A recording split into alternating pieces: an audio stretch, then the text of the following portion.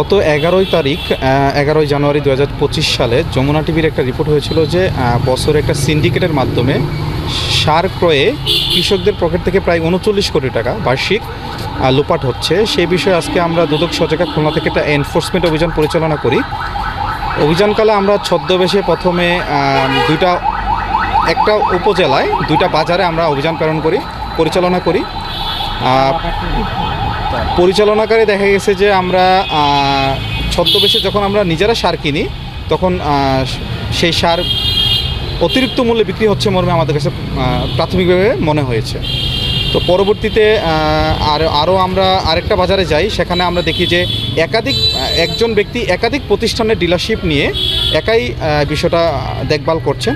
তো সার্বিক বিষয়ে আমরা এখানে যিনি দায়িত্বরত আছেন কৃষি সম্প্রসারণ অধিদপ্তরের উপপরিচালক মহোদয়কে আমরা বলি বিষয়টা, তো উনি বিষয়টা স্বীকার করেন এবং আমরা আরও বেশ কিছু বিষয় ওনাকে জানাই। তো উনি সার্বিকভাবে যেটা বলেছেন সেটা হচ্ছে যে উনি প্রয়োজনীয় ব্যবস্থা গ্রহণ করবে। আর পরবর্তীতে আমরা এই সার্বিক বিষয়টা আমাদের প্রধান কার্যালয়ে আমরা রিপোর্ট আকারে প্রেরণ করব এবং পরবর্তীতে কমিশন আমাদেরকে যেই ব্যবস্থা নেওয়ার জন্য আইনানুগ ব্যবস্থা নেওয়ার জন্য আমাদেরকে বলবেন সেই অনুযায়ী আমরা আইনানুগ ব্যবস্থা গ্রহণ করব। আরেকটি বিষয় আপনাকে একটু অবগতির জন্য জানাই, প্লাস আপনাদের ব্যবস্থা নেওয়ার আছে। আমরা বিভিন্ন সময় দেখেছি আপনারা যখন কোনো অভিযান করেন বা একটা ঘটনার যখন প্রমাণাদি পান আপনারাও কিন্তু মামলা করেন দুদকের পক্ষ থেকে। তো আপনারা আজকে দিনব্যাপী অভিযান করেছেন, আপনারাও কিন্তু সত্যতা পেয়েছেন। তো যেগুলো আপনারা পেয়েছেন বা দুর্নীতিতে যারা জড়িত এবং আমাদের কাছে যে ইনফরমেশন রয়েছে এখানে কিন্তু সরকারি কর্মকর্তারাও জড়িত কৃষি বিভাগে এবং তারাও কিন্তু একটি সুবিধা এখান থেকে নেন। তো এই সার্বিক আপনাদের পক্ষ থেকে কোনো আপনারা আইনি ব্যবস্থায় যাবেন কিনা?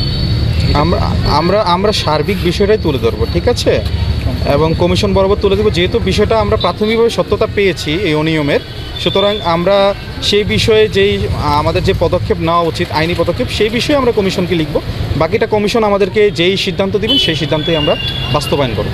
ডিলারশিপ আছে ওনার নামে বীজ ডিলারশিপ আছে। তো এখন বীজ ডিলার তালিকা তো আমাদের কাছে যাদের আমরা অন্য দোকানে বীজ ডিলার তালিকা কার কাছে থাকবে?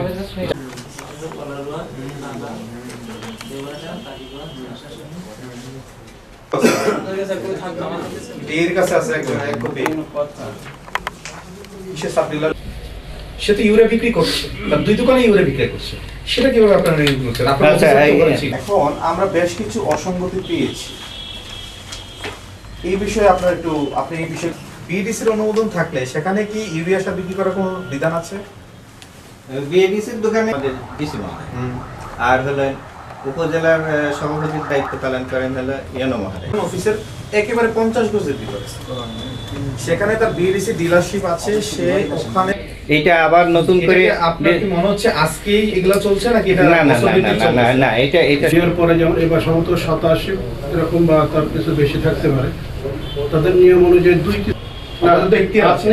আমি বলি ডিলারশিপ বাতিল, ফার্টিলাইজার ডিলারশিপ যেই নিয়োগ সেটার